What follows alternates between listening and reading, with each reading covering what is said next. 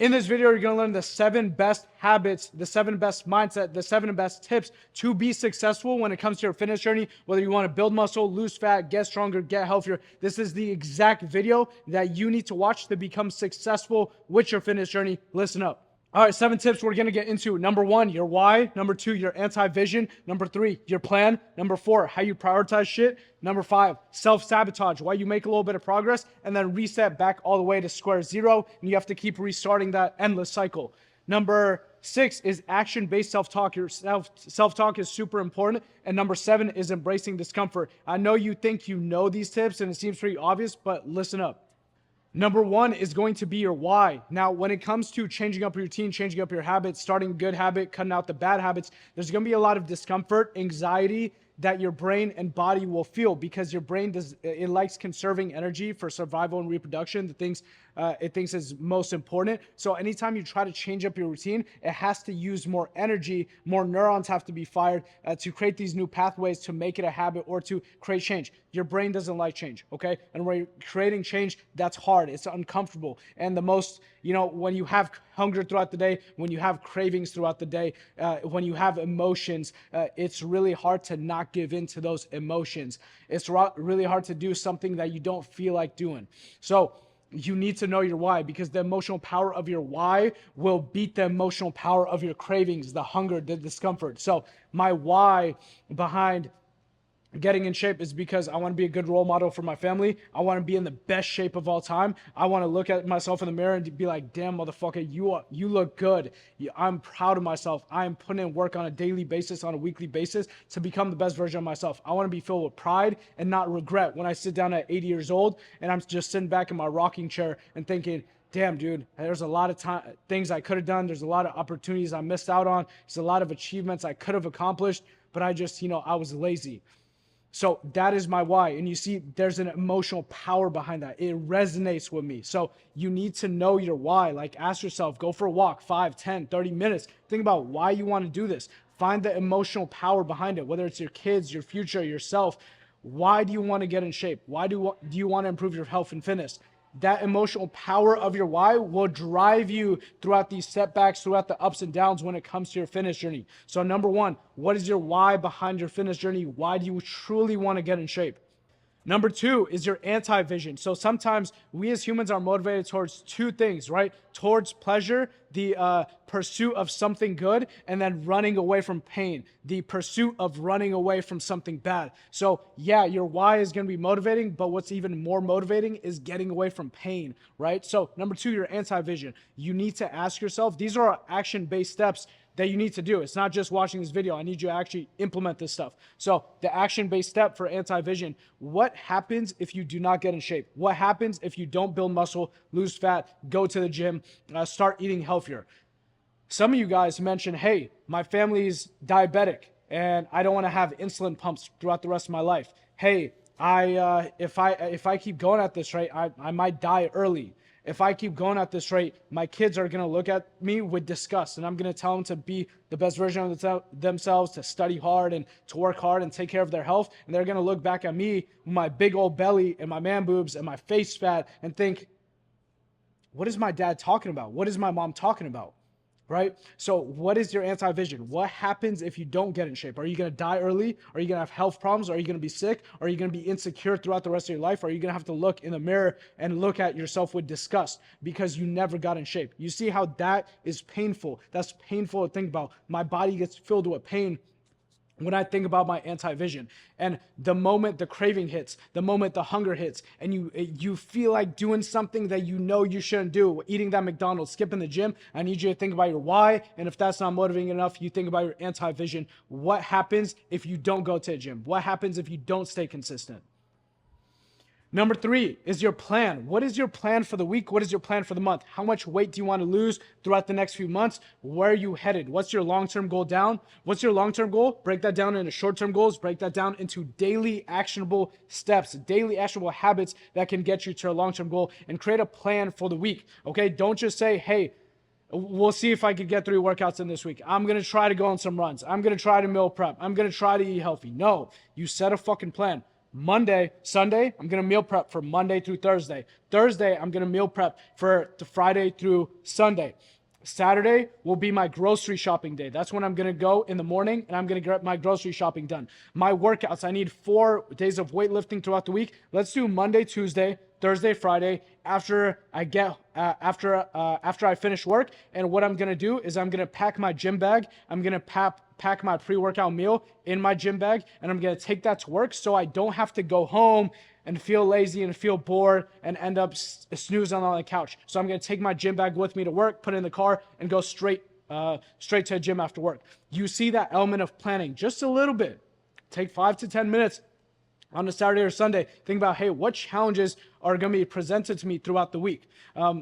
Am I going to have a hard week at work? Do I have to travel somewhere else for work where I don't have the meals that I normally do? I don't have a microwave. What am I going to eat that day? How am I going to be prepared? You need to ask yourself these questions, and it really doesn't take a lot of time. It takes 5 to 10 minutes. Prepare ahead for the week. Plan ahead for the week. If you fail to plan, you plan to fail. Number 4, prioritize. Your health and fitness should be a priority. If you ask people what their main 3 priorities in life are they going to say health, wealth, and relationships? Health, family, and career. Those 3 things. But if you actually look at their routine, they just say those are their 3 priorities. They're not actually priorities, right? You take a look at their routine. They barely get their steps in. Their water intake is trash. They eat junk food. They barely go to a gym. So if you want to improve your health and fitness, you need to make it a priority. If you have grocery shopping in your schedule, if you have meal prepping in your schedule, if you have your workouts in your schedule, and your friend hits you up and is like, hey, Johnny, let's go to a restaurant this week, then you need to look in your schedule and you need to allocate time for that. And you need to see that, hey, actually Saturday morning, I set time for grocery shopping. Johnny wants to go get breakfast. Let me see if there's another time I can switch that into my calendar, or I got to let Johnny know, hey, Johnny, my health and fitness is a priority. Maybe you don't say that, but you just let Johnny know, hey, I'm super busy. Now's not a good time. Maybe another time. You need to prioritize your health and fitness. These can't be negotiables. The grocery shopping, the meal prepping, the going to gym is not a negotiable. It's not a maybe or a probably. It's a priority, right? And meal prepping might seem small. It might seem like, oh, meal prepping, I'm going to skip hanging out with my friend to go meal prep. That's boring. I'm going to stay home Friday night to go meal prep because I don't have any other time. No, dude, I'm going to go to, a party, have a little bit of fun. It's not about the meal prepping. It's not about the workout. It's about the result that those things get you. It's about your health and fitness and the muscle gain and the fat loss, etc. You need to prioritize those things, prioritize your goals, and that involves prioritizing the small daily actionable habits. Okay, so number 4, prioritize. Number 5, self-sabotage. Why is it that you make a little bit of progress, you make 3-4 weeks of progress, you lose about 5, 10, 15 pounds, and you end up gaining it all back? It's the mind, it's resorting back to your old identity. You have the identity of an out of shape person. You have the identity of a fat person. You constantly tell yourself, oh, I have problem with cravings. Oh, I can't deal with hunger. Oh, I just, my entire family is fat, so that's why I gotta be fat. You tell yourself these things, and it just ingrains it into your subconscious that, hey, I am this person. So anytime you try to create a new identity for yourself, anytime that you create change up your routine, you'll make a little bit of progress, but it's like a rubber band. It'll snap back to your old identity. It's going to tell you so many things. There's going to be so much justifications in your mind that says, hey, it's okay to have that cheat meal. Hey, you've been doing so good this week. It's okay if you take a rest day. It's okay if you skip the gym today. It's okay if you don't have that meal that you know you should have. It's going to tell you these justifications to get through to your old identity, but to get back to your old identity. But you need to break through that. And that takes about, I want to say, a good 3 months to break past your old identity. It takes 100 days. So you need to stay consistent, because you'll make 2, 3, 4 weeks worth of progress, and then you'll reset back to square zero. But it's the 2, 3, 4 weeks. There's a lot of motivation behind it. You're changing up your routine. You're like, yeah, I'm making progress. And then that 3rd week hits usually where the motivation completely dies down, right? One day you wake up and you're like, fuck, man, I really don't want to do this shit.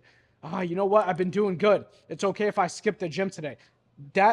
Now you know that that's normal. That's part of everyone's progress. But for you to break through this old identity, you have to push past that 3rd, 4th week and say, fuck it. I know I'm on the right path. I know these actions are the ones I have to take. The motivation is not there, but I'm gonna break through this 3 to 4 weeks, and I'm gonna keep going a second month and third month, and then eventually there's so much momentum built up into this new identity that you have, that you're someone who goes to the gym and eats healthy, that you push past this old identity and become someone new. But you have to hit that breakthrough, and you got to keep going when the motivation is not there. And you have to do 3 months of getting into this new routine, breaking these old habits for you to have this new identity and to stay consistent and not self-sabotage. Your brain is going to resort back to the identity that you have in your head. So if you keep telling yourself, hey, I am out of shape, I am fat, I'm someone who deals with cravings and hunger and I have a hard time getting over them, then your brain will resort back to that. It will make you feel certain types of way. It will give you certain emotions. It will justify so many things in your brain about why it's okay to do the thing that you know you're not supposed to do deep down. So be aware of the self-sabotaging tricks that your brain plays on you. Number 6, action-based self-talk. What is action-based self-talk? Realize that most of the day, 90% throughout the day, 90% of people have negative self-talk. They're not even aware of their self-talk.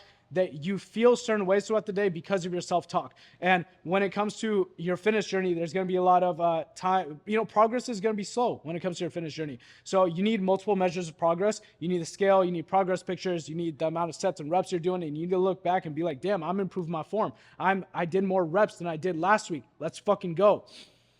You can't be so focused on the end result. You can't be so focused on the way you look. You can't be so focused on the scale, because sometimes it jumps up and down. You need to have action-based self-talk. And action-based self-talk comes from your daily actions. So what are your daily actions? Usually it's drinking your 3 to 4 liters of water, getting your supplements in, getting your protein in, hitting your calories, hitting your workout. Those are daily actions that get you to your goal. So instead of doing your workout, going to the mirror at the end thinking, damn, I'm still a fat piece of shit. I still got these love handles. I wish I was at my goal already. Start beating yourself down because you're not at your goal. You're not making fast progress. Fuck that. Stop that line of self-talk. Stop that negative loop of just going down this miserable self-talk and being so negative with it. You need to look at your daily actions and say, hey, did I commit to my daily actions? Did I hit my protein today? Did I hit my 150 grams? If I did, fuck yeah, let's go. Fuck yeah, let's go. If I hit my workout, fuck yeah, I hit my workout. Let's go. I used to have problems when it came to consistency. I knocked out 4 workouts this week. That's super hard for me. I had to use a little bit of discipline. Fuck yeah, let's go. You need to hype yourself up if you took actions in the right direction. And all your focus needs to be based on your actions and your weekly goals. Don't think so much about your long-term goal. Think, what can I do today? Take it one day at a time. What can I do during my workout today? Can I push harder today? Can I make sure I get my water in today? Be focused on today, take it one day at a time. And then number 7 is just embrace discomfort. There's going to be a hunger is uncomfortable. Saying no to cravings is uncomfortable. Saying no to your friends on Friday night because you got to wake up Saturday morning to go meal prep because you don't have any other time throughout the week because you're busy with work is uncomfortable. Maybe leaving your friend group and not spending as much time with your family because they're all super unhealthy is uncomfortable, right? But you have to embrace discomfort. Discomfort is how you grow. You've been spending too much time in your comfort zone when it comes to your health and fitness. You need to push past your comfort zone to make change. Without pushing past that comfort zone, you're just not going to change, right? Because the comfort zone is where you're comfortable, and leaving that is going to feel uncomfortable. There's going to be a sense of anxiety and discomfort and justifications in your brain about why it's okay to go back to a comfort zone. So you need to embrace discomfort. You need to be like, fuck yeah, I feel uncomfortable. I feel a little bit anxious about getting into the gym. Yeah, I have a little bit of anxiety when it comes to the gym. I'm not sure what I'm doing, but that's good. I don't have a negative connotation around it. That's good. Thank God I feel anxious. That means I'm growing. So number 7 is embrace discomfort. And those are the 7 best tips, 7 best mindset tips to be successful when it comes to your fitness journey. Number 1, know your why. What is your why? What is your deep, deep why? Why do you truly want to get in shape? Spend 5, 10, 30 minutes going on a walk, thinking about that. Write that down. Look at it every single day and bring it back to your recollection when times get hard. Number 2, your anti-vision. What happens if you don't create this change? What happens if you don't get in a better shape? What's going to happen? Are you going to get diabetes just like your mom and dad? Are you going to go down a path of, becoming 50, 60, 70, not attracting the partner that you want to? Are you going to have your kids one day look up to you and be kind of ashamed that, hey, my dad's telling me, my mom and dad are telling me to work hard and get in better shape and eat healthy, but look at the shape they're in. What's the pain associated if you don't get in a better shape? Number 3, set a plan for the week. Number 4, prioritize your health and fitness journey, okay? Your health and fitness is is a priority. So that means you need to prioritize the daily actions and the weekly actions. Number 5, be aware of the self-sabotaging tricks that your brain plays on you to try to resort yourself back to your past identity. Make sure you hit that breakthrough of going through the phase of motivation. Motivation dies down, but you continue with the actions for 100 days up until you hit that breakthrough. You have so much momentum built up that you would now have a new identity. 6, action-based self-talk. Be focused on the daily actions and the weekly actions. Have multiple measures of progress. If you hit your workout today, if you hit your daily habits, fuck yeah, let's go. Hype yourself up.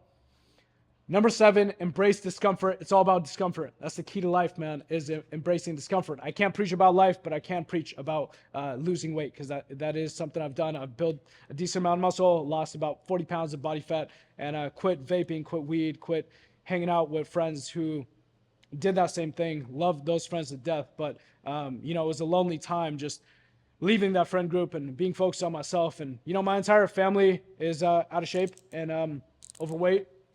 And yeah, man. So I don't know the answers to life, but I do know that I had a lot of bad habits. I was in a very negative place, and I made a big change in the past 4 years. So when it comes to cutting out bad habits out of your life and getting to the gym and building a little bit of muscle and losing a little bit of body fat, I know a few things when it comes to that. And these things have all helped me tremendously. So hopefully they help you out. Coach Ali, I'm out.